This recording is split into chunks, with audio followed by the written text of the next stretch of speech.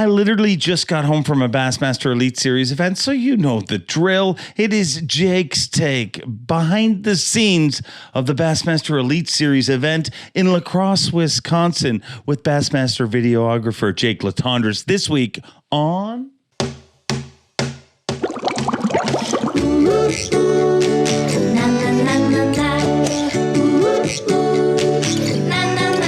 I'm Bob Cobb from the Bassmaster. Welcome to Mercer. Welcome one, welcome all to the Awkwardly Honest Fishing Podcast that goes by my last name, which is Mercer. Welcome in, friends, family, freeloaders, fishing freaks. I literally just got home a few hours ago, and our guest today, Jake, is literally walking in his door right now as we speak. So thank you for being committed to us, because clearly we are freaking committed to you guys. And with that in mind, holy crap, this channel, the YouTube channel, now has 140,000 followers. Thank you. Thank you all. It is, it's incredible how it continues to grow and how the podcast continues to grow. So no matter where you're watching, thank you. Thank you. Tell your friends, as Pat McAfee says, be a friend, tell a friend, and keep us growing, because it's awesome. And that's why we're so committed to being here for you to blab about whatever we saw this past week or another time or some other stuff. Some of it's true, some of it's made up. No, it's all true. Actually, that's really the only thing you can count on with this show. It will be true, right? To the most embarrassing of stories, which I think I've agreed to tell on today's show. I have not even told my family this story at this point. So this should be a good one, because it seems like stories are better if they're embarrassing. People like it better for whatever reason. It's kind of like when you go on vacation. You want the weather to be crappy at home. It doesn't make you any more comfortable where you are, but it makes you happier to know that people that you love are freezing while you're not. It's just a weird part of human nature. So the event that I just got home from, and Jake's on his way home from, or just on his way in the door, literally, LaCrosse, Wisconsin, the final Bassmaster Elite Series event of 2022. As always, it was freaking awesome. I did not make it to Elite Fest. I apologize to Jeremiah. We were staying downtown this year, and it was just like harder to get to things and or harder to get away, I guess. And it was just being the last event, too. There's a lot more moving pieces. You know, we had crew dinners and stuff like that were very, very cool. But it was a great event. I mean, let me know in the comments, how would you guys rate this event? What were your favorite events of 2022? Speaking of which, the Bassmaster Schedule came out today, and I'm going to totally ignore it. They gave it to me early, but I'm still going to totally ignore it just because, I mean, I can't. Can I? I'm not going to.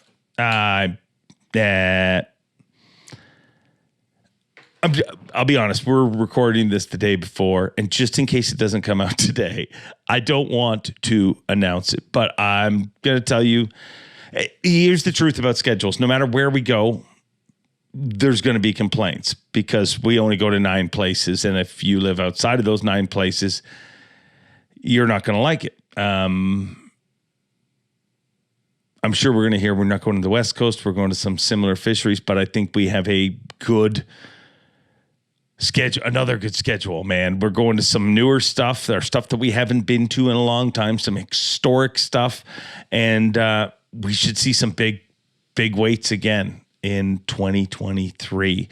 But before we get the cart ahead of things and jump ahead, I will do a full schedule breakdown in the next week. Maybe I'll do it with an angler. Maybe I'll do it with Jake. I don't know. We'll do something with the schedule. I promise you. But it's good. I like it. And you let me know what you think, because you probably have it by now. If you don't, you'll have it in the next 24 hours. That's when Bass is releasing it. But an exciting schedule, an exciting 2022. What a finish. And so many topics to talk about. Literally, the cup overrunneth with topics. There's so many different topics. Probably not going to be able to get it all into this show, but as always, we will do our freaking darndest. Thank you all for listening once again. And without further ado, if there's a good cop, bad cop, I guess I'm the bad cop. Let's bring in the good cop right now. Bassmaster videographer, a man who has seen... Who is it? Who has he seen? Oh my goodness. The Grateful Dead more than 64 times. A man who's a former, not just a cliff climber, he's an ice climber. A man who is friends with the person that discovered Sue the dinosaur. Jake Latendresse, Bassmaster videographer. Back together 2 weeks in a row. JakesTake. Here we go. We literally both just got, I got home a couple hours ago. You literally just walked in your door. So on behalf of all of our viewers that may or may not say it, thank you, Jake. We're idiots to be this committed to doing this, but thank you. I had so many people come up to me in LaCrosse over this weekend, telling me how much they enjoy JakesTake and Mercer and all that. So, it's important. It's important. I love being a part of this. Thank you for allowing me to be a part of it, and I'll always be here. I love it. Of course. It's cool. It's shocking to me with all the other things that we're both involved in, that as much as you hear about this, but it's cool. And it's, and I think it's only for one reason, because there's a lot of podcasts, but I think that we get to see some stuff that nobody else gets to see, or very few people get to see. And on top of that, we're ridiculously honest on this show, Jake. Stuff we talk about is stuff that people say, oh, wow, I never thought you would have talked about that. But so season's freaking over, dude. Oh, it's bittersweet, right? It is. I'm still I'm just got home, and you same thing. So I'm still kind of off that high, but I know in a few days, or for me every year it is I guess it'll take a week or so where you're hey, season's over. It's all good. And then a week from now, I'll be like, that was kind of, I don't know. I like being at home too. I'll be honest. When everybody goes to events and you always hear people saying, oh, I needed to get back on the road after a 5-week break. I'm very comfortable at home. I think I'm just one of those people that wherever I am, and when I get on the road, I bitch nonstop about leaving. Trust me, I'm a total pain in the ass to my wife and family. But when I get on the road, I love it. But I also like it at home. So balance is important, I guess. I like the events. I have a schedule after the elites. I'm going to leaving Friday to go cover the college national championships at Winyah Bay. And then I'm covering 3 opens. And then what else? I'm doing a new project for JM.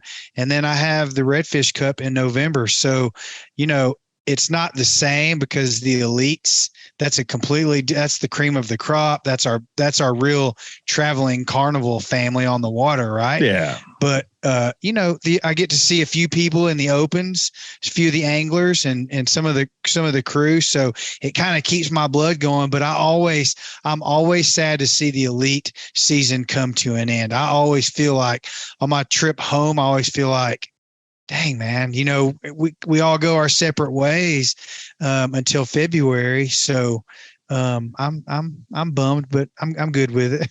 So that was my 11th saying, full season. Wow. Congratulations. Yeah. So what you're saying is JakesTake is going nowhere. You're going to other fishing events, and you can give us the exclusive breakdown on the college event. Me and you will be doing, I think I'm doing redfish as well. So Sweet. We'll both be at that. Portoranus. Is it Portoranus? I had a hard time with that. I'm going to have to learn it again. Portoransis. That's it. Right. I'm going to have fun there this year. That's going to be a hoot. I missed last year because I had other things going on. It's in November, and right in the heart of deer season, which was very interesting. How many people mentioned on stage, like when you were asking people what they were going to do in the off season, deer season came up a lot. Yeah. If there was deer tournaments, the Elite Series would be out of business tomorrow. Luckily, they come at different times. Yeah. What's your take on that? I mean, there's some people that you'll hear pros say, "Hey, I need that decompression time," and that's where they spend a lot of time, kind of decompressing from the season, thinking about next season. And then I've had even other pros say, "You know what? I'm not a part-time professional angler. I don't spend 3 months in a tree. I am focused on sponsors and different situations or fishing, practicing fishing during the off season, going to locations, that they haven't been to or places they haven't unlocked and they want to go figure it out." I mean, a lot of those dedicated guys go there, and kudos to them because that's what makes them pros and makes them better at what they do, right? They're focused on their job at hand. I can understand the decompression side too, because we've talked about the pressure that they bring or that they have on themselves and some of the letdowns at the end of the season. Some people didn't make the classic, some people are reevaluating their careers and things like that. So I can definitely understand that decompression time too. Yeah. I don't think there's a right or wrong. I think that anglers argue about everything, and there's angler, like if you like to just not hunt and do other things and focus on your career, that's cool. But probably at some point in your career will get to the point where you, or maybe not, maybe you'll always be that person. I don't know. So to each their own. If you want to go hunting, go hunting. If you don't want to go hunting for sponsors, if that's what you want to do. But we had a freaking whirlwind last 2 weeks. But on top of that, our final event, obviously we talked last week about South Dakota, but our final event was in a baseball diamond, which I was skeptical of when I first heard it, but I freaking love it. I want every tournament on AstroTurf now. My shoes are so clean. The grandstands behind the crowd, and there was people in the stands, getting in the shade. I thought it was really cool. And Chase Anderson was standing next to me at the weigh-ins on day 3, and I tapped him on the shoulder, and he turned around. I said, "Is this not cool or what?" And he goes, "This is really cool." And I said, "You guys should build a portable grandstand."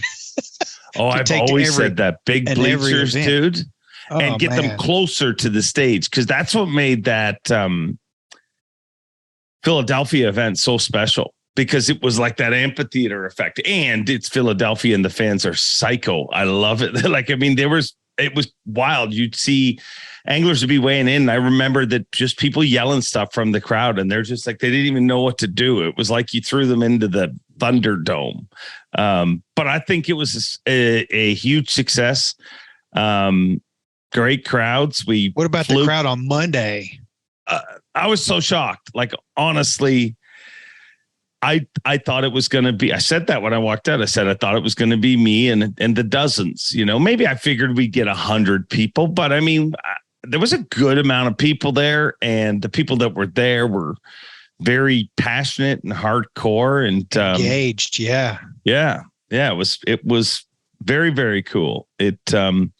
So before we get into You're on the Water, lots of stuff was accomplished this week.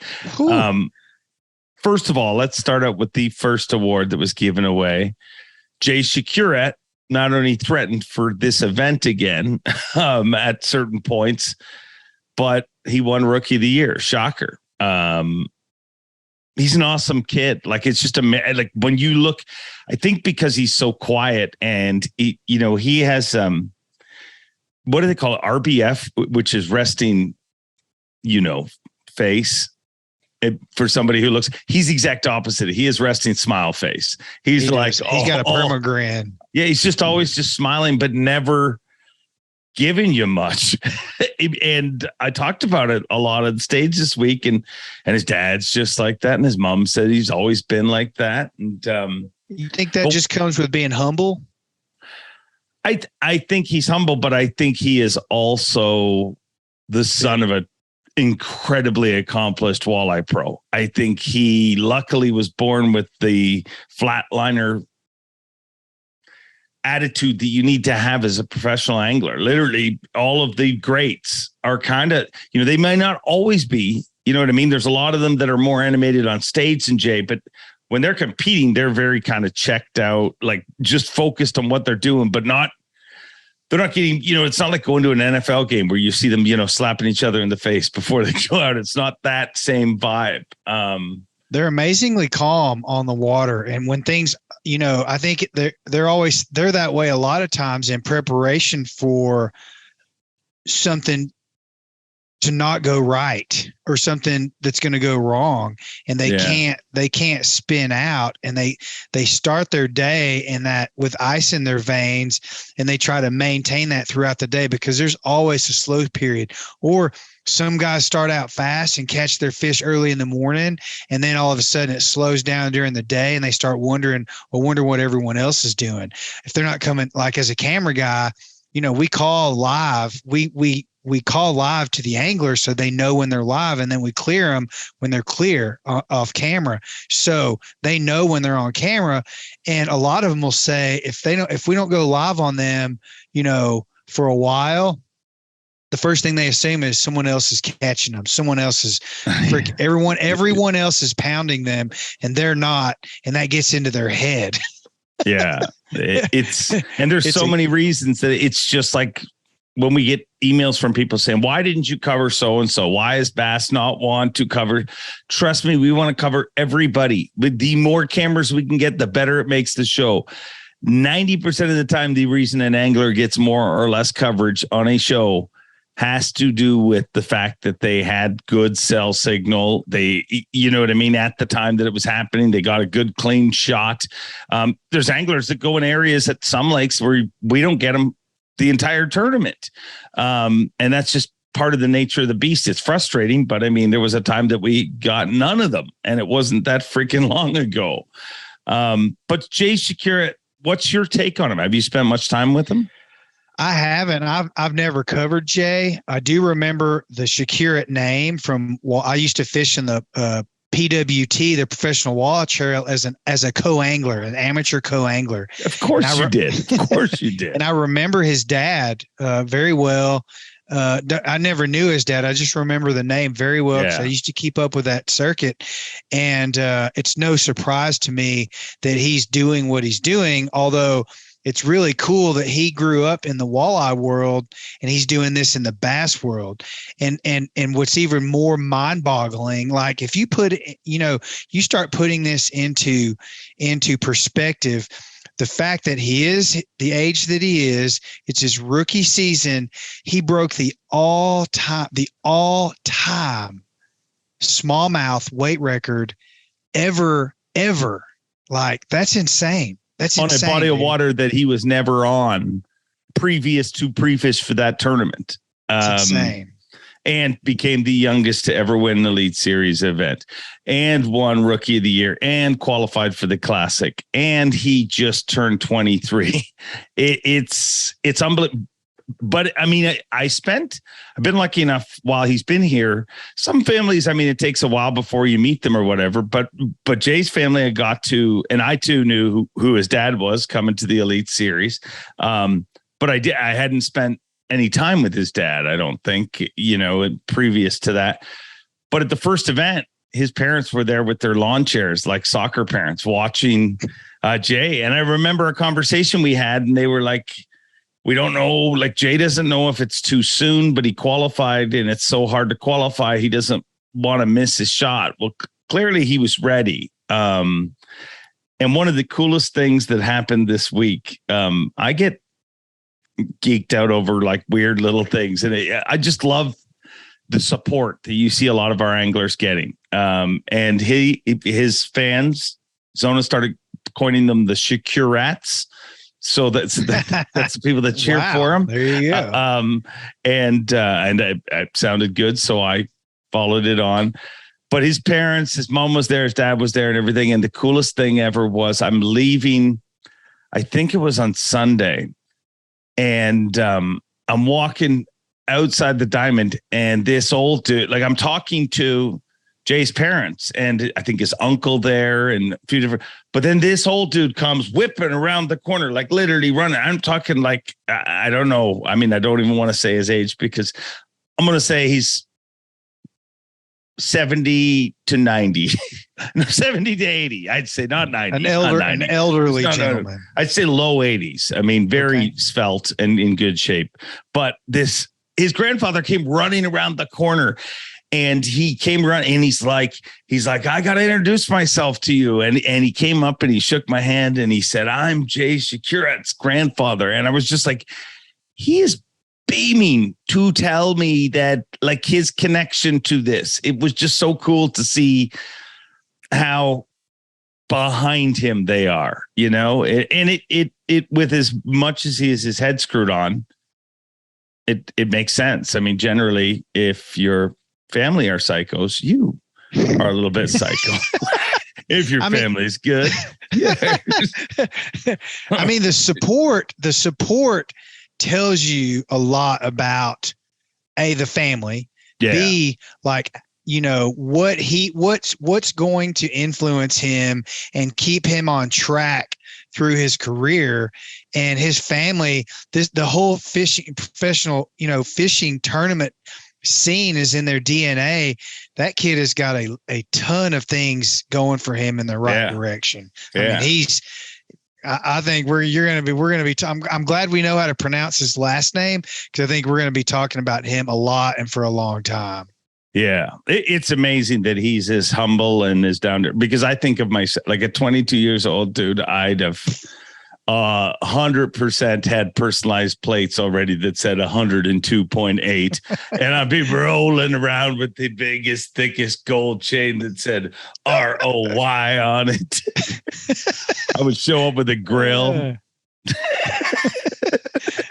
Well, we get a year off from that because he won it and we know he's not going to be doing those things. And we've got a really solid kid. I mean, what a great character of a person to represent the rookie of the year for an entire season. That's pretty cool, man. Yeah, no, he's incredible. And on that thread, let's move to our next title that was given away this week. And that is Bassmaster Angler of the Year, and becoming a 2-time Progressive Bassmaster Angler of the Year, Brandon Palnick. I mean, what more can you? You go, man. Look, Brandon Palnick is obviously going to go down, 10 or 15 or 20 years from now. People are going to be talking about him as one of the greatest bass anglers of all time. That's going to happen. Aside from that, can you think of anyone that would be a better ambassador to the brand, the sport, the role model, all the things that come with, being that guy? Like, I'm not even going to compare him to another professional athlete because he's Brandon Palaniuk and he represents everything that you want in a guy to represent what he does and what he brings to the table. Integrity. He thinks about what he's going to say before he says it. He's never out of line. The guy just can't do anything wrong. And everybody loves Brandon Palaniuk. What a great, great person. And congratulations, Brandon. That was, I almost started crying when he got that award, but I didn't. Yeah. And in typical Brandon's fashion, who's the first person he talks about? Aaron Martins. An amazing individual and somebody that's guided so many people. And now, unfortunately, because we've lost him, I think people just realize how much. I think Aaron was definitely somebody when he was alive. People knew he was special, and Brandon's that way too. Like Brandon is, and I know I've told you this story, but the first time I ever met him, I don't think I've told it on the podcast, but the first time I ever met him was before my first classic. And I started at the Bassmaster Classic. My first day of work was day one of the Classic. How stupid was that? But it was fun. It was, talk about getting thrown to fire.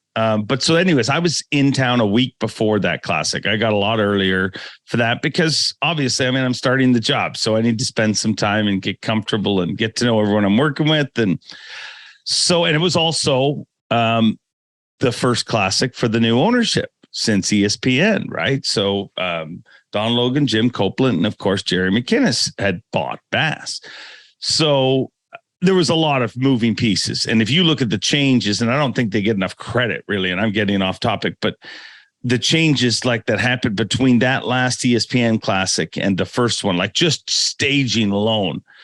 And Mike McInnes took what they were doing, rolled it up in a ball and friggin' exploded it and turned it into WWE. And I am thankful for it. And every year it's like Larry and the crew that build that, they're always like, here's what we're doing this year. Here's how we're making it bigger and better. But I'm getting off topic. So the first time I met Brandon Palnick was that week.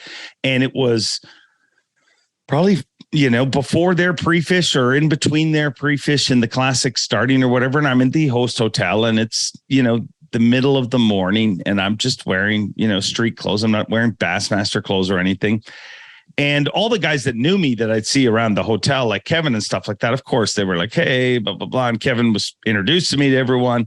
But there was some pros I didn't know at that point. And they, like a lot of times at a new job, you're the new guy at the factory. You got to be put through the paces. So nobody really went out of their way to be like, hey, new guy, welcome.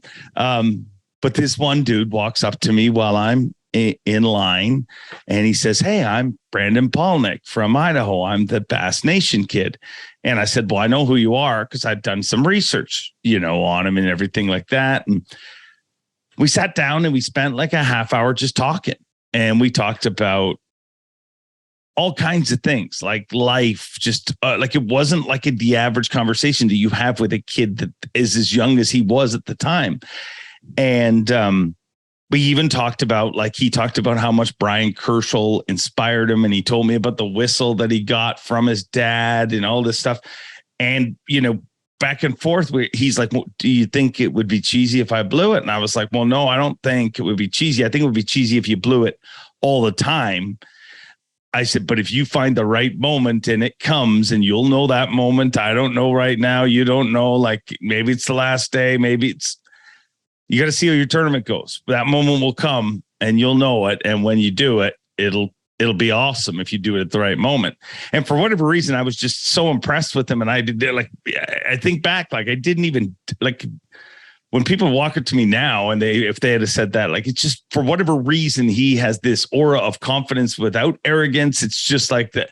It's simple. He's going to do it. Right. So after about a half hour, 45 minutes, that's the first time I met Brandon Palnick in my life. My first classic, his first classic. And I had to leave because I had to go to a production meeting, which I thought was a big deal at the time because I'd never been to a production meeting. It was just something on my little schedule they gave me that said production meeting. And it was with Mike McInnes, Jerry McInnes, Mark Zona, Tommy Sanders, Tim Schick, it was a think tank of people. And I was smart enough to be the new guy and shut my mouth for the majority of the meeting. I mean, that is really the best advice I can give you. Be an adult enough to shut up when you first go into meetings because you're not going to impress somebody with all the, you know what I mean? When you're the new guy, learn. And that's what I was doing. So it gets, we're getting into the meeting. I don't know if it was Jerry or Zona or whatever. Jerry might've been like, well, Mercer, what do you got? Well, you're wearing your shirts. And I said, guys, I don't know. I just met this kid. I said, I don't know if he will ever catch a bass, but I said, if he can, he literally has every other element it takes to be a superstar in this sport. And he caught him, finished sixth in that classic, blew the whistle on day 3 and had the entire arena crying. And the rest is freaking history. I mean, and it got better. It got even better. I mean, yeah. How do you do that? He's a special kid. Like he really is. And it's funny because I mean, I call him my little brother because, he's my little pro. Like, I love Brandon Palnick, but it's weird. Like when in our relationship, you would think I'd be the one giving him advice all the time. And it's not. It's quite often he's giving me the mature advice and I'm the one receiving it. But he's that special of a person. He's that special of an angler. And I couldn't be happier for them. The whole crew, Tiffany, Kyle, everybody. Everybody. How cool is that? I mean, he shoots his series with his best friend. Like it's just, I put a post up and I honestly believe it. And I hate to go on and on, but man, he never mind what he does in the water. His accolades is what attracts everybody to him. His accomplishments gets him in magazines, but what he gets most is life. He literally gets life. He just thinks outside of the box. He thinks like somebody much older and wiser than he really is. And I think he is just freaking getting started. He is going to fill his freezer full of meat in the next 5 to 10 years on the Bassmaster Elite Series. So, you know, when I think of Brandon Palaniuk, I actually do think of Aaron Martens as well. And now, especially this year, I think of a line in one of the lyrics that Whiskey Myers sings in Stone when he talks about Jesus and he says, I wish I had a little more of him in me. And I think what Aaron, dude, that's line. A very, very powerful line. And, you know, I think Aaron Martens was that guy for so many people. You hear Brandon Palaniuk talking about literally giving him his stick or knuckles on his boat, you know, during over the last 2 weeks because of all the pressure, trying to make the right decisions. Chris Zaldane talks about him. David Mullins, everybody talks about Aaron Martens when they need something spiritual to rise them up to an occasion, right? And I think Brandon Palaniuk is the same kind of guy where, you know, that's what he does for people. He lifts people up. There's never anything negative. He never complains, bitches about anything. He just does his job. And he looks at this whole thing. He and I were talking at his campground up at Lake Oahe, and he said to me, he said, man, you know, I just look at this like we're so lucky. We're bass fishing for a living. How can you complain about anything about that? And I think that is the attitude that a lot of people need to take a really close look at and you know, evaluate that and figure some things out because you know, Brandon, it is the truth. It's the truth. All of us.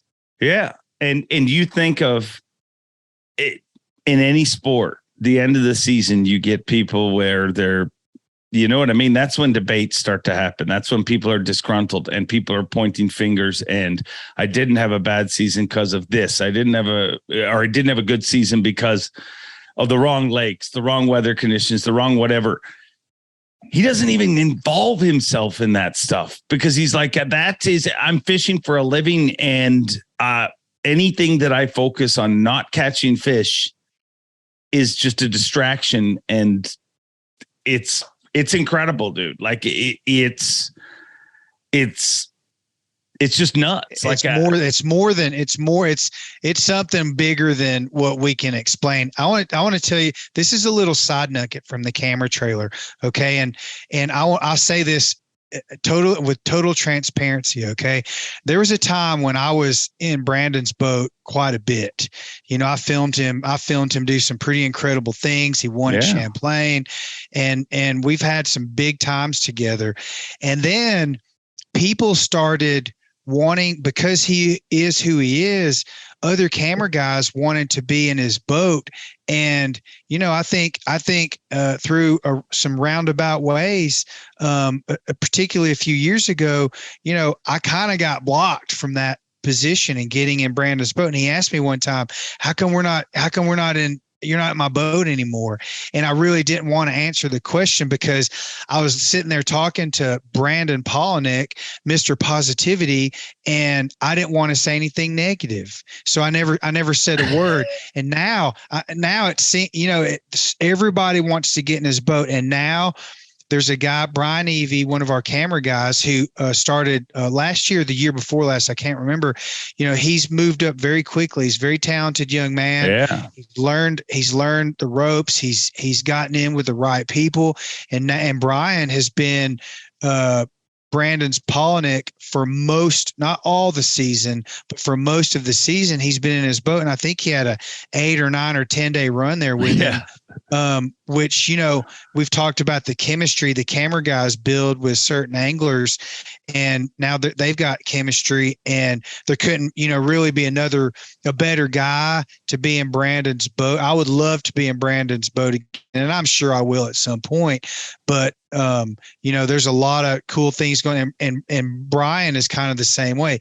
He's got that positive attitude, and he's quiet and sort of introverted, so to speak, but I think he fits well in Brandon's boat. So it's something nice to see, and congratulations to Brian for covering him so well in such an incredible season, right? Yeah. And how much that must feel like. I congratulated Brian after the weigh-in, because dude, we talk about the emotional roller coaster, the Christie story with you, how you guys went for 3 days together at the Classic before and it didn't work out right, but to conquer that dragon, but to go through everything, to see all those highs with Brandon this year. And I think that's one of the coolest things about his win.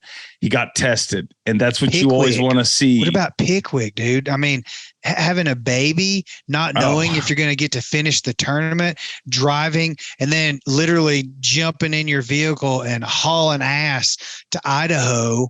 I mean, there were so many things that went on that could have really kicked Brandon off the tracks and gotten him into the mud a bit to where he would skid out, but leave it to Brandon Palaniuk to figure out a way to not get rattled. I'm sure he was rattled, but he figured it out. And day 2 at LaCrosse, I know we'll get to this, but him sort of losing a lot of ground. Let's just face it. I mean, he had a horrible day 2, and he lost a lot of ground. And then to come back against a guy like Brandon Lester, who is as solid as it gets and with very similar positive vibes about him, and he doesn't get rattled. That's not the guy you want to be looking in your rearview mirror at and seeing at close range, and he freaking made him catch him. And that made that win, the Angler of the Year award, so much better, because he was challenged and he faced the challenge head on and accomplished what he set out to do. That was cool, man. Yeah, no, it's amazing. You brought up Pickwick, and I don't think I've ever. Brandon knows this story, obviously. I don't know if I've even told you this story, but so anyways, we're pretty tight, and leading up to his child's birth, I was very excited for him. Have I told you this story? I don't know. I don't think so. So, it's just cool to see. It's cool to see with all the anglers, like the amount of anglers having babies right now is ridiculous. A few years ago, everybody was becoming grandparents. Now everybody's becoming parents on the Elite Series. Talk about how much stuff has changed. Oh my goodness. So he's doing this all night drive with Kyle. Kyle's in one vehicle and he's in another, and he's going to drive. And we talked for quite a bit that evening. And so I get home from Pickwick and he's driving. He's got like a 36-hour drive. So he did, 8 or 9 hours the one night, however it broke up. It doesn't really matter. But I get home and I hang out with the family and Sarah and everything. And then she's going to go to bed. And I'm like, I'm going to stay up. And she's like, well, why? And I'm like, well, Brandon's driving all night and he's on the phone with a bunch of people now, but in the middle of the night, there's going to be nobody to talk to him. I said, I'm going to keep him company and keep him awake and everything. I'm, that kind of freaking friend. Look at you go, boy. Yeah. Well, dude. So, I mean, I don't know. It's like 11 o'clock. Sarah's going to bed. And, I figure I'll call him at like 12:30, 1 o'clock. So I sit on the couch and start watching TV, waiting to call my buddy in about an hour. And the next thing I know, the sun is like hitting me in the face. It's freaking morning. You slept slacker. the entire night. I'm like, I couldn't even. What a friend I am, you piece of garbage. You couldn't stay awake long enough. Oh my goodness. But back to his victory, dude, being tested not just on day 2, but being tested with what happened in South Dakota. And it's every year it happens whenever the fishing universe, whenever the world starts anointing an angler as the angler of the year. It's like, that's when it comes from them. That's when it falls from their grasps. And everybody thought, we're going to South Dakota. He's got a lead. He's going to build a bigger lead. And what happened in South Dakota was tragic because, nobody caught him that was chasing him down. But that could have been his dagger. Like, he could have rolled into LaCrosse with a 100-point lead like Aaron Martins did and not even have to fish. So that goes bad. Then he comes here. Day 1 goes decent for him in LaCrosse. And you think like, wow, he's going to win. You're back. You're like, he's going to win.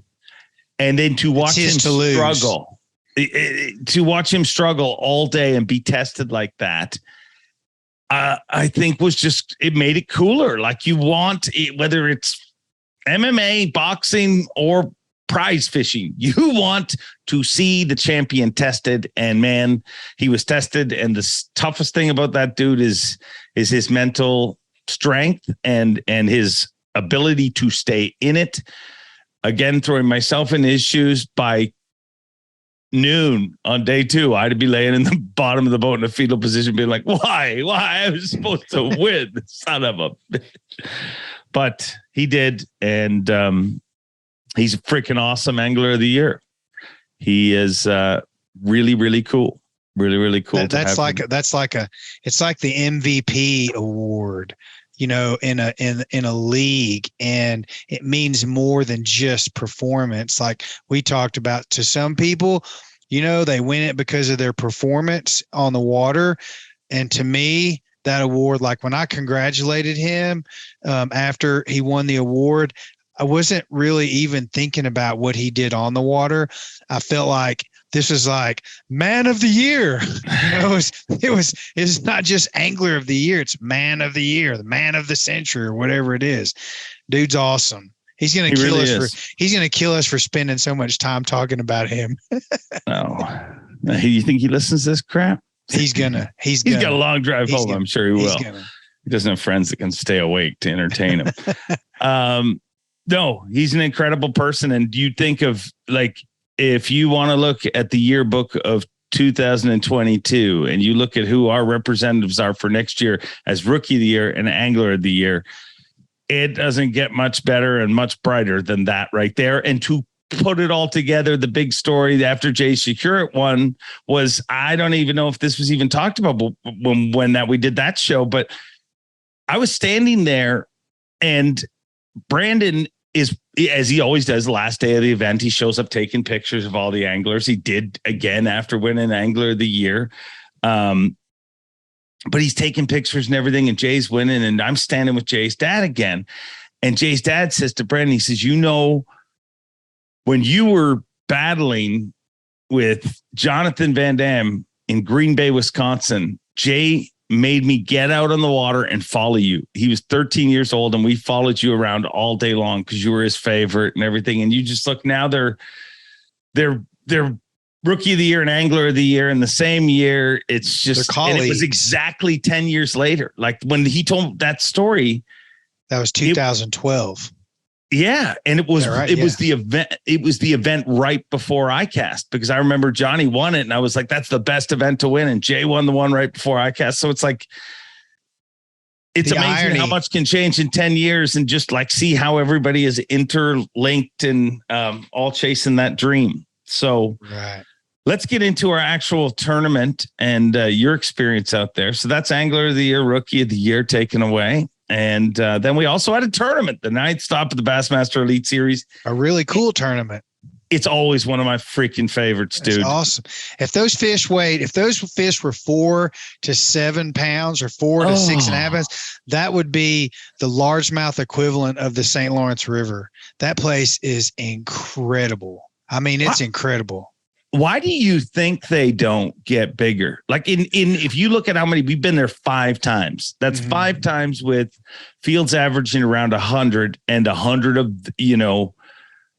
the top anglers. That's thousands of sample cases. And we have yet to have a 20-pound bag weighed in. Like, it just shocks me because 2 hours north of there, they're weighing 23 pounds. Like, do you think it's just the river, or? I don't know if I don't know. I asked Keith Combs, we were talking about this on the water on day 4, and he, everyone's simple answer is something I think that's, written on the chalkboard, which is a short growing season. But I don't buy into that because, like you just said, 20 miles north of there, they're weighing 20-pound bags. Yeah. I just don't buy that. And the food sources there, Wonderful. their forage base is insane. I mean, freaking shad everywhere. They don't have gobies, but they have plenty of food to eat. And I just don't buy into the fact that they don't, it's a really short growing season. And I don't know why. I wish they did, because if they did, that place would be, again, it would be the St. Lawrence River version of largemouth. Yeah.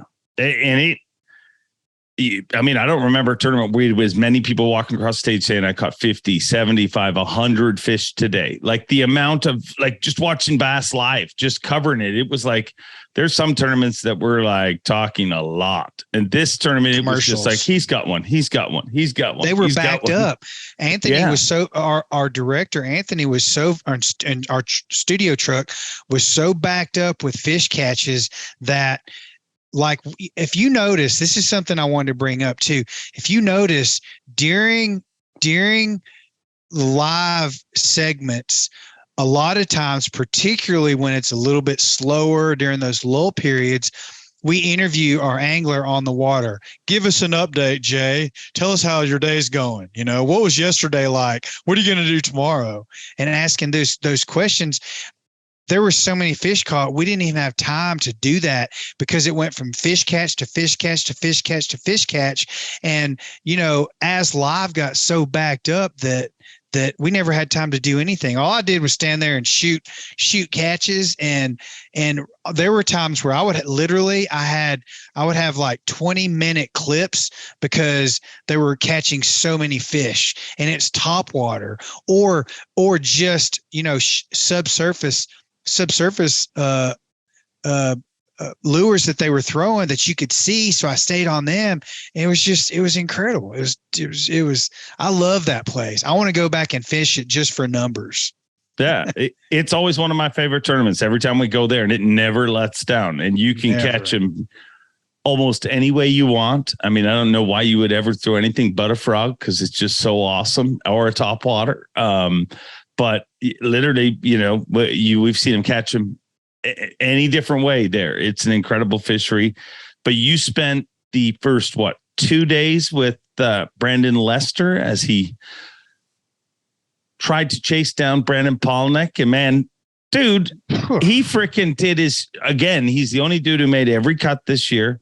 He has been for the last 5 years, I think, one of the scariest dudes. If you take the elites and the opens and look at an average, what he does is incredible. And once again, what he did this week was freaking incredible, right down to the very end. And if it wasn't for Brandon Palnick's lead, I mean, he did everything he had to do. He just didn't get. He almost won the damn tournament. Yeah, he almost came back and won the damn tournament. I mean, he was in 10th place. Yeah. And so we talked so much about how a place like the Upper Mississippi is a very difficult place to make up ground. If you're more than 2 pounds back, your chances of coming back to win that tournament on day 4 are pretty slim. And while he didn't win the tournament, he put pressure on everyone. And I want to tell you this backstory. Okay. I had him day 1, day 2. And he had this little pocket that he kept going to. And he told me before he got there the afternoon of day 1, he already had, I forget what he weighed on day 1, but it was a solid bag. And he went to check this spot. And when he pulled up there, he said, man, like, I have not seen a small fish in here yet. but I shook 2 off during practice and I just left it alone. And I haven't seen anyone on it, and I haven't seen any frog tracks on the mats, none of that. So I feel like it's a fresh hole if I need it. So we went back day 1, and sure enough, there's shad. I mean, it looked like this an incredible underwater aquatic system and of life. Everything, shad are blowing up. There's white bass in there. There's smallmouth. There's big, and you could tell. You get used to hearing a bigger bass. When bigger bass are blowing up, they're bigger bass because they sound different, right? And they just look different. So all these bass are blowing up. He picks up a frog and starts throwing a frog. Nothing, not one bite, nothing. And he's throwing on top of blowups, like literally catch, the timing was perfect because he's throwing this thing on top of blowups while they're going on, and he's not getting bit. So then he picks up a fluke and he's throwing a fluke. That's not working. He tries all these different baits. Nothing worked. Not one bite. So we leave. He goes to weigh in, weighs a solid bag, comes back on day 2, starts out in his normal. What did he have day 1? He had, I forget, it was 14 16. Was it 15? Maybe 16, but he had a good bag. He had a good bag. Yeah, he had a solid bag. I think it was he had 15. Was it 15 something? I think it doesn't matter, but I mean, it was a solid so much bag. Time agreeing and disagreeing and not agreeing. So on day 2, he goes into this in this pool by a bridge and literally catches, I don't even know how many, 40 bass in like 30 minutes, if that's even possible. I have no idea. He was catching them every freaking cast, right? So he goes back there on day 2, starts out, he gets another solid bag in as well. And he's just solid, man. He's just, he's organized in his boat. His fish are organized in his live well. He's not wasting a bunch of time, trying to figure, he knew he was going to be even his family ounces. Like if you look at his family in the morning, like if me and my kids were sitting in a boat, they'd be like climbing all over crap. His kids are like just sitting on him, and they're like very well in front of. I'm sure they're nightmares at home. All children are. They're very well organized. Oh, very well organized. And culling ounces, when you have 5 fish in the live well that all look exactly the same, and you're culling ounces, and you have to know, like when you catch another one, if you think it's going to cull or it might cull, you measure it, then you go back to your live well and you're like, okay, yellow was definitely my smallest one. And like Daisuke writes everything down. Taku keeps up with his fish. There's different types of organizational skills.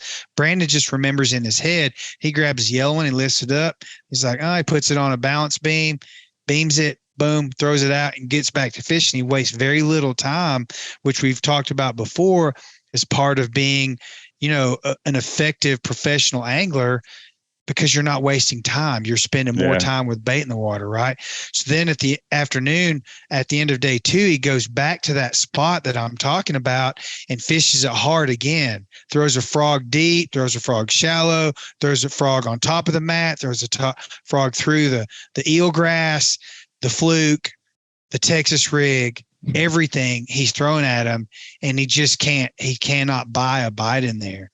So moving forward into yesterday, after the weigh-in was done, and he caught 18.6 or 18.8, some ridiculous bag. It was the biggest bag of the tournament, right? Yeah. Yeah. Oh, definitely. Yeah. The biggest bag before that was 17.10, weighed by Schmidt, the eventual winner. Oh, no, was it Schmidt on day 1. Okay. Combs had the biggest bag on day 2, I believe. And not to confuse people, we're talking when you say yesterday, this won't wear till tomorrow, which actually is normally the day after the tournament is Monday. When the Monday is, so when you say yesterday, he means day 4, the final day. Day 4. For those who keep in score. Thanks for it's very confusing. clarification. I'm going to be confused the rest of the year. I mean, you end the tournament on a Monday and we're screwed for the rest. I mean, tomorrow's Wednesday. I mean, today's Wednesday when you're watching this. Oh my God, we're all confused. Throwing your Bassmaster biological clock off. So I was anxious because I was keeping up with Bass Track, right? And I was anxious. I was like, I just know, because I got reassigned to Keith Combs's boat for day 3 and 4. And so I was anxious to talk to Lester on at the scales or after the weigh-in to see what he did. And I was betting my house to myself that spot. He went back to that spot and he figured it out. And so I walked up to him after his weigh-in and he did some interviews, and then he was freed up with his family. I walked over and I said, tell me you caught today's bag on that spot. And he said, yeah, man. I said, what did you do differently? And he said he pulled right up into the middle of it, and he got into it so he could more effectively fish it closer to the boat, and that's how he ended up catching those fish. On the same baits or different baits? Do you know? I wish I would have asked him that. I didn't ask him. So our viewers. Yeah, I'm guessing it was a Texas rig that, and he could probably flip it at close range. Yeah, and pluck those fish out of there, because that eelgrass is so difficult to get into and fish. And I'll bet you that's what he did. He went for it. What did he have to lose, right? He was in 10th place. He couldn't fall any further on day 4, so he took a chance, and it freaking paid off. He moved up 6 spots. He almost won the tournament. Yeah. Well, and he needed to too. Like I didn't even think of that, because he told me that at takeoff on day 1. On day 4, the final day, he said, I said, you're in 10th. It's all gravy or whatever. He's like, no, I need to move up some spots, because he says, if you look, if Chris wins the tournament, I'm going to be 3rd in Progressive Bassmaster Angler of the Year points, which gets paid less than 2nd. So he wanted to move up. So he definitely did that.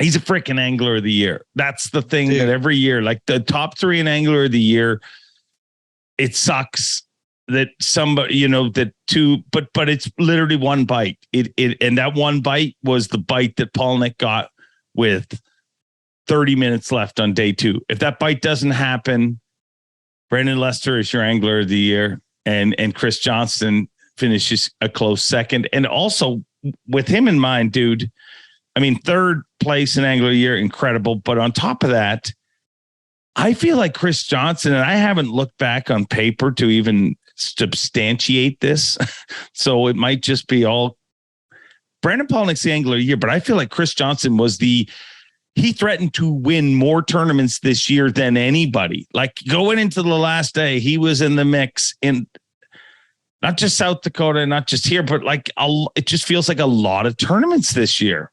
He's a freaking stud, man. The top 10 at this tournament, every top 10 now is like, wow, look at this top 10. This is a great, unbelievably powerful or strong top 10. And this one was, I don't know, maybe even more so. Can I say something about Brandon Lester that yes, I want to compare him to, a guy that used to fish in the circuit. And I think this all the time when I talk to Brandon Lester, when I'm around him, and his fishing style, everything, his sort of soft spoken personality and all that stuff, and his character as well. He reminds me of our new version of Ott Defo. They're also like best friends. Oh, they are? Yeah. Oh, I didn't know. I knew they're both from Tennessee and this is pretty much the same area, but God, they look alike and they act alike and they fish alike. Oh, so much alike. Like after I won the classic, I actually asked Brandon, I'm like, how is this going to affect you? Like having one of your, like, they're lifelong friends, you know what I mean? They've known each other their whole life, and just watching Ott win it. Like, how did that change you? And I think it did change him. He's become an even, more lethal angler since then. You know what I mean? Just because it's more real to him. You know what I mean? Like if it happened to Ott, why can't it happen to me? And it's freaking happening to him. Like he's going to win an Angler of the Year. You have to believe it. Yeah. Chris Johnson is, Brandon Lester is, and these guys, our field of anglers is so strong because of people like that. Hang on one second. Yes, ma'am. What baby? We now interrupt this show for Jake to parent. Okay. I'll talk to you guys about things. I'm trying to work something out here while he is. You parent. Go ahead. We're a multifaceted show. We can do. You can parent. Are you done? My parenting takes a lot longer. I would have to leave my headphones to go ask her what she needs. You can go do that. That's fine. Okay. I'll talk amongst something. Solo. Yeah, that'd be just fine. That'd be just fine. Look at the name on the show.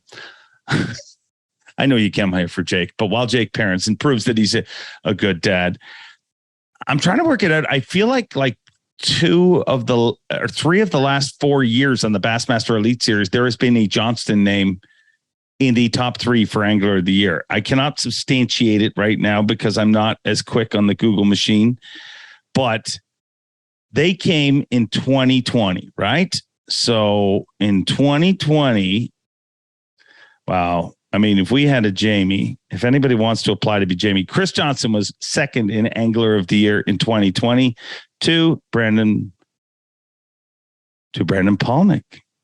No, this is this year's. None of this makes sense. Don't listen to what I'm saying, but I think my stats are right.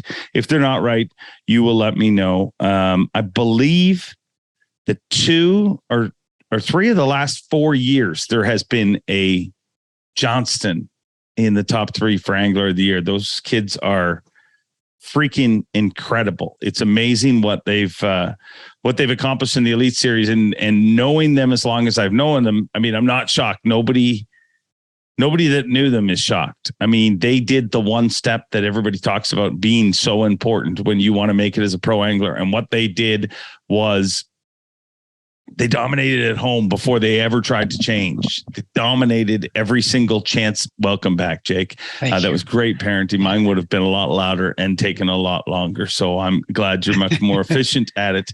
But the point I was making, and I haven't been able to look it up because you had to parent. But I think in the last 4 years, 3 out of the last 4 years, there has been a Johnston in the top 3 for Angler of the Year standings. It's been Chris twice and Corey once. Those dudes, like what they're doing is wild. They're stacked. What they're doing is wild. They have, and they're two really different people. I mean, we know that, but they have 2 different styles about them, but they both have so much fight in them. Corey's a little bit more outspoken maybe, and he's a fighter, you know? And Chris is a bit more. Chris is David Spade and Corey is Chris Farley. But a skinny version. You know them so well. and Chris is a little more soft-spoken, but they both have so much fight in them. They never go away. They're always in contention for something. And if one of them's not, the other one is. I mean, they're a very lethal weapon. Well, and that's kind of by design, to be honest. Like, I mean, they very rarely are both in contention at the same time, because if one of them is, they still to this day share their bank account. Like the money that Corey wins, the money that Chris wins, it all goes into one account, and they're successful. And that's how it wasn't like they didn't think this up last few years. That's their entire life. Like it goes, that's their fishing account. So kudos to them for another great season. How about that winning moment with Brian Schmidt? It was one of the weirdest. I don't remember a time like there was an actual audible gasp from the crowd. And there was, I mean, I'm sure it was just 1 second. I actually watched the online clip that they played, and you don't really even feel it that much on that. But if you were there, everybody there kind of talked about it, because there was like a moment where like Schmidt thought he lost. He was certain of it. Like that's what they were talking about up on stage. And Chris said, no, I don't have as much as you think. And he ended up being 4 ounces short. But I think everybody just thought Chris had won. And I think everybody, including Brian Schmidt, was shocked when he didn't, and Schmidt's a freaking monster when it comes to anywhere with grass. He is this isn't new. This is his second elite, but he holds the record for the most Toyota Series wins ever by any individual. He's won opens. He's won everywhere. But the one thing that has in common, if it has grass, he catches them. And he gets it. He caught all of his fish on day 4. He never left his spot. Me and Combs passed him like 8 times because Combs wanted it to go in there, but he wouldn't go in there on top of him. And every time we came by, I mean, we locked in, or we locked out and locked back in. And he's still there. So we go upstream, come back to another spot, and he's still there. And when we got back to the camera trailer, my little prodigy, Brandon Fiend, was in Brian Schmidt's boat, which he's been in many times. They seem to get teamed up together quite a bit. And I asked him, I said, did you guys ever leave that spot? And he goes, no, we literally pretty much never left spot lock. Like, they were in the same exact spot the entire day. And that's where he caught all of his fish, which to me is just, I mean, he had everything that he weighed in, he had by 11 o'clock or 11:30 that morning. So the afternoon for Brandon Fiend was very long, but yeah, it's pretty incredible that he did that on the same exact spot. And he was there day 3 too. We saw him. He was constantly there. He had to share that space. I think he shared it some with Brian New. Yeah. New left. New got nothing there that day. Right. Like, and he got his weight by leaving there. Right. And Schmidt told him to go somewhere else, and he went and caught 14 pounds or something, right? I don't know. I think New left on, I don't know. There's some confusion. We thought New was lying on live, but it turned out he wasn't. He just caught him that quick when he left. Right. He's also one dude that people are way under the radar with, Brian New, because of just his kind of oh shucks kind of personality and don't suck, and kind of how he's always joking. People take him. He is a freaking sniper. He is so good. He is 2 cuts in a row to finish out the season. He's a great angler. But I mean, he won his first event ever in the Elite Series. He won. That was St. John's last year, right? Yeah. His first season. He's a freaking, but I remember at that time, people, like, if you go back, I wonder if they're still there, but I remember people commenting on some of those YouTube videos and being like, yeah, you won't, halfway through the season, you'll never hear from him again. And I'm like, do some freaking research. I mean, number one, his best buddy that he spent a ton of time with in his life is one of the best anglers on this planet, Brian Thrift. And on top of that, he's an incredibly successful co-angler. And if you can be not to win once as a co-angler, but if you can be a consistent co-angler, you're a badass, because there's so much luck involved in who you draw, how they treat you, what kind of fish they're catching on the back of the boat. He's all those things. He's incredible. But so is Schmidt. It flies under that same kind of, you look at Schmidt and look at how quick things can change. Like when he was on this podcast, we talked about how he was worried about being eliminated from the Elite Series, and he had already won an Elite Series, but the other events were just that rough at the beginning. Well, dude, he's now a 2-time Elite Series champion, a 2-time Classic qualifier, in no jeopardy of losing his seat on the Bassmaster Elite Series. Like, it's amazing how, like, just strapping down and getting it done can freaking turn things around, and literally so quick. Like, obviously, he's been good for a long time, but 2 tournaments ago, he was in the 70s for Angler of the Year. And there's all these people that are like, that guy's mathematically limited. But nobody, like, you see it every year. Like, there's somebody that makes a big charge, and he said it on stage. He talked about that day 4 weigh-ins, and I was like, wow, come to think of it, because I always think of him, for some reason, I think of him and his performance at Champlain last year. And that stuck in my head, because that's really the first time I paid close attention to Brian Schmidt. And, having said all that about him and all the people we've talked about so far, I mean, we could go, this show could be like 4 or 5 hours long, because we have so many little stories to talk about, not to mention just how it always is at the end of the season. But we have ourselves a group of studs, and I would put our guys up against anyone else in the world. They have truly come into their own, and we have a very special lineup of anglers at the Bassmaster Elite level now. They're freaking studs. Yeah. And yeah, it's just incredible. And it's also incredible to watch their fan bases grow. The amount of support people like Bob got.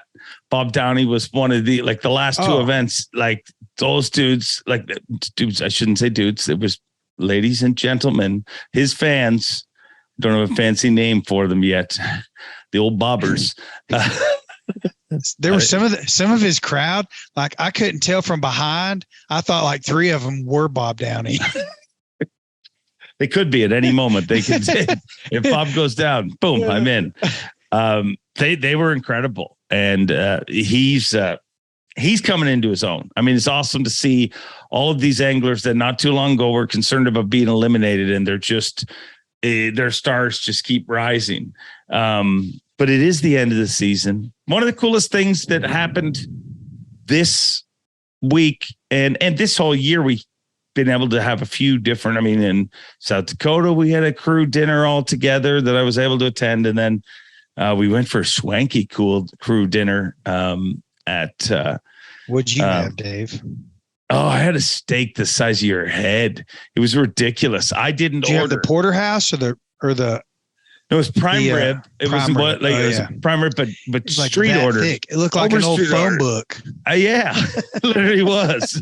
Overstreet ordered, and he was the first to order, and I was the last to order, and we were sitting beside each other. But that's how it worked. But I'm a jealous eater always. No matter what I order, I'm always like, oh, look at that. I should have ordered that. And I'm never happy. I'm so indecisive about everything. It takes me forever to figure out what to order. So anyways, Street orders of prime rib. It gets around to me and I still don't know what to order. So I panic ordered in Street's. I'm like, you got the prime rib? He's like, yeah, prime rib and scallops. I'm like, yeah, let's do that. I thought he ordered the 12 ounce. It was not. It was the old 96 or whatever. They were thicker than Gene Simmons from Kiss's shoes. They really were, but it was very, very good. And it was cool to get out and hang with everybody. It was just a fun. I think we're going to start doing that more often. Like next year, we're going to spend more time doing that at events, the camera crew and you and it's hard though, because you guys get to stop before, like me and Street are usually one of the last two to leave the venue, where you guys, you're one of the first ones to arrive to the venue, but when you leave your angler the first few days, for the most part, you guys are done. You got some interviews to do and different things, but so I get it. But it's nice to take the time and for all of us to get together and I think it's important. I enjoyed it. It's important. It keeps our connectivity within our family alive, Yeah. Yeah. There's so many other things that we have to talk about, but we have been talking for a while here. I know we're missing. And I do have to tell you too, we had like 10 minutes because I have to go pick up my other 2 kids from school. Oh, so we better finish. So I guess I don't have time for my embarrassing This is story. part 1. We're going to have to have a part 2. Well, I think what we're going to have to do is we're going to have you on like once a month, I think. Let us know in comments what you want to see. There you go. But I think our next show has to be college national championship. Well, yeah, but let's also do a best of the elites moments that almost nobody saw. Let's literally like decompress, and because we both have so many things that we haven't talked about that we're lucky enough to see or unlucky enough to see, depending on the situation. But let's put a list together, both of us. But it'll take us a few weeks to do that because you need to kind of decompress and get away from things. And I made a post on Instagram as I was traveling back from LaCrosse, and there were so many things I wanted to say as a wrap for the season, right? And it was so long, and so drawn out that I'm like, dude, I'm just going to tell everyone how much I love them and how much I miss it. And I can't wait till next year. And so I made a little collage of just some iPhone photos that or videos that I took from different people's boats that highlighted some of the things that I got to see this year, like Drew Cook and Jason Christie and Lee Livesey at Lake Fork and all those things. And, but I could not even wrap my head around all the memories that we made once again, on this circuit. It was this year was special. I know every year is, but man, there were so many cool things that happened this year on tour that I think that's a great idea. The best of Dave and Jake. there was so many amazing moments, but that's a cool thing. That proves that we got a cool job, because every single year, I find myself saying the same thing. This was a special year. There was special stuff and you just learn over and over again. It's special if you want it to be special. You can be in the greatest place in the world, and if you want it to just be miserable, it will be miserable. But if you want it to be special, it will be special. And there was many special moments. And thankfully, because of your kids, I don't have to tell one of the most embarrassing stories of my life. Oh, you're not getting out of that. Totally. Well, I should save it for that episode, right? That's I'm going to have to talk about my situation. Well, no, we've already talked about your situation. I mean, it'd be shitty to keep bringing it up. But my story is quite similar and much, much more public, let's just say. Not quite as messy, but more public. And my goodness. In my head, it was the clock. Today's clock is letting you off the hook today. I was going to tell it. I mean, it was on my list of things, but I mean, we run out of time. Thank God for your children. I mean, I do have about 7 minutes. Do you think? I don't think it's enough. I don't think it's enough. Okay. I mean, okay. I mean, we have teased it enough now. It would be unprofessional of us to blurt it out, short. Wouldn't it? True enough. Yeah. Let's talk about it on the best of show. Yeah, let's. We will do that for sure. It was a freaking phenomenal season. Last thing we gotta mention. And I'm happy when everyone makes the classic. But Carl freaking Jacobson is a Bassmaster Classic qualifier, and that is freaking cool. He's just worked so hard to be here. And did you what? Why are you? Okay, let me just add this. Okay, what you're saying? You looked all animated like me. So Carl was the last angler I said goodbye to. As I was walking out of the baseball field to go get in the rental car, he and Kayla were walking by with a baby, and I said, so how did it go? And he said, I made it, man. I think I made it, mate. And so, we're all hugging, like, yeah. And so on my way back, while I was waiting on my plane, I got some Instagram messages, one of which was a guy from Australia, one of Carl's friends.